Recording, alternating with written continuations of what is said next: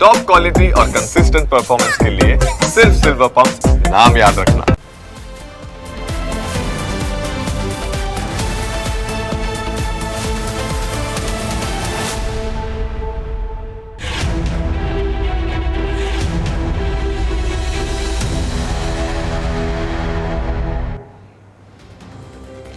ઘણીવાર આપણે જે જોઈએ છીએ અને જે વિચારીએ છીએ તે સાચું હોતું નથી ને સાચું હોય તે દેખાતું નથી, કારણ કે રાજકોટમાં જે કિસ્સો સામે આવ્યો છે તેણે સૌ કોઈના હોશ ઉડાવ્યા। અગાઉ સુરતમાં આવા જ એક પ્રકારની ઘટના બની, જેમાં એક પૂર્વ શિક્ષિકાએ પોતાના પૂર્વ વિદ્યાર્થીને ફસાવ્યો। આવી જ ઘટના રાજકોટમાં પણ બની, જેમાં એક પૂર્વ શિક્ષિકા અને પૂર્વ વિદ્યાર્થીના અફેરનો મુદ્દો ટોક ઓફ ધ ટાઉન બન્યો છે।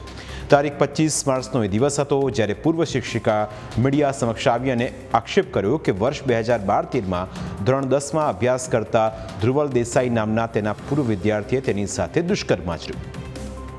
વર્ષ 2012-13 બાદ 10 વર્ષ પછી બંનેનો સંપર્ક સોશિયલ મીડિયા મારફતે થયો, જેમાં ધ્રુવલે લગ્નની લાલચ આપીને 2 વર્ષ સુધી તેનું શારીરિક શોષણ કર્યું હોવાનો આરોપ લગાવ્યો। પૂર્વ શિક્ષિકાએ એવો દાવો કર્યો કે ધ્રુવલે તેની પાસેથી સોનું, ચાંદી અને રોકડ મળીને 6 લાખથી વધુ રૂપિયા પડાવી લીધા અને હવે તેણે અન્ય યુવતી સાથે સગાઈ કરી લેતા પીડિતાએ ગાંધીગ્રામ પોલીસ મથકમાં ફરિયાદ નોંધાવી। પોતે પકડાઈ ગયો મારા ઘરે જ, એની મંગેતર એને ફોલો કર્યો એટલે મારા ઘરે જ પકડાઈ ગયો છે। અને સર આ 1.5 વર્ષમાં મારા ઘરે સવાર બપોર સાંજ 3 ટાઈમ મારા ઘરે આવતો અને એઝ અ મને વાઇફની જેમ ટ્રીટ કરેલી છે સર। અને અમે કન્ટિન્યુ આ 1.5 વર્ષમાં બહાર જઈ આવેલા છીએ। ઓલમોસ્ટ ગુજરાતમાં એણે મને 4 ધામની યાત્રા કરાવેલી છે અને થાઈલેન્ડ મે મહિનામાં મને 10 દિવસ થાઈલેન્ડ પણ લઈ ગયો હતો।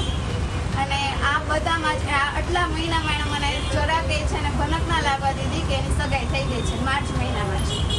અને પછીથી કન્ટિન્યુ એણે મારે ડિસેમ્બર સુધી મારી સાથે રિલેશન રાખ્યા। અને એ પછી સર મને જ્યારે ખબર પડી કે એમના સગાઈ થઈ ગઈ છે તો મેં એમ કીધું કે તમે આપણું જે કંઈ હવે, અને મને એવું કીધું કે મારા ઘરેથી મને પ્રેશર કરીને મને સગાઈ કરાવી છે। સર જો પ્રેશર કરીને સગાઈ કરાવી હોય તો એ કાસ્ટ એ લોકો લેવા પટેલ છે, તો પટેલ કાસ્ટમાં જ કરાવેલી હોય એમના પેરેન્ટ્સે, બરાબર?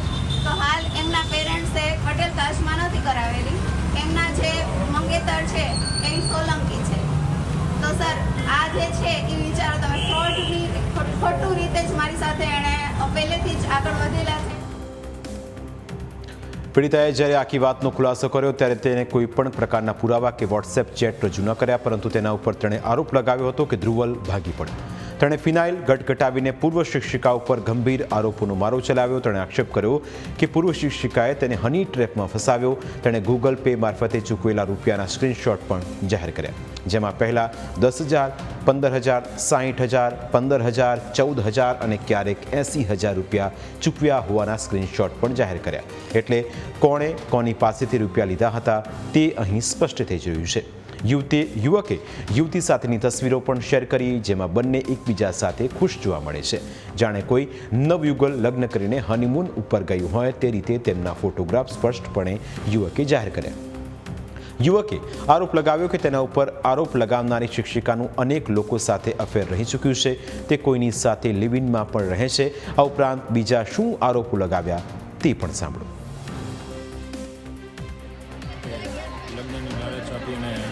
દુષ્કર્મ આચર્યો ફેસબુકના માધ્યમથી સંપર્ક કરીને, તો ફેસબુકના માધ્યમથી મેં એમને સંપર્ક કર્યું, જેમાં રિક્વેસ્ટ મેં મોકલી, એક્સેપ્ટ કરી, ત્યારે મેસેજ મેં મોકલ્યો, મને એનો નંબર મોકલ્યો। જ્યારે વાત મેં ચાલુ કરી તો મળવાનું એને મને કહ્યું, તો જ્યારે મેં એમને બધી વાત કરી તો ત્યારે એમને સામે એટલો મને બધું રિસ્પોન્સ ધરાવ્યો। ત્યારે તેને શિક્ષિકા અને વિદ્યાર્થીના સંબંધ યાદ ના આવ્યા, એટલે ખોટા બધા આક્ષેપ અને આરોપ લગાવીને મને આમાં ફસાવ્યો છે। અને એમને એવું મારે પર આરોપ લગાવ્યો કે 1.5 વર્ષ સુધી શારીરિક સંબંધ બાંધ્યા, તો આ પ્રમાણે તો એનું શારીરિક શોષણ કર્યું છે એવા એમને મારી ઉપર દાવા લગાવ્યા છે। પણ હકીકતમાં તો એને એક કરતાં પણ વધારે લોકો જોડે સંબંધ હતા અને રાખવાની ઈચ્છા ધરાવતી હતી, કે જેના પુરાવા એને મને મેસેજ થકી આપ્યા હતા કે હું તારી જોડે બી લઈશ અને હું અત્યારે લિવિંગ બીજા જોડે રહું છું, મારા ડિવોર્સ પછી એની જોડે બી રહીશ। તો આવી વ્યક્તિ, આવી શિક્ષિકા આપણે કેવી રીતે સારી સંસ્કારી અને લગ્નલાયક ગણી શકીએ.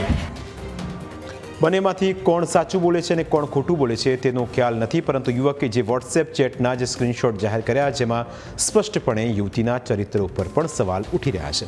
અને એટલે જ હવે આરોપી ધ્રુવલની માતા અને તેની પત્ની પણ મીડિયા સામે આવ્યા. તેની પત્ની સાક્ષી દેસાઈએ દાવો કર્યો કે તેના પતિ ઉપર બળાત્કારની ખોટી ફરિયાદ નોંધવામાં આવી છે. પૂર્વ શિક્ષિકાએ જે જ તેના પતિને ફસાવ્યો હોવાનો તેણે દાવો કર્યો.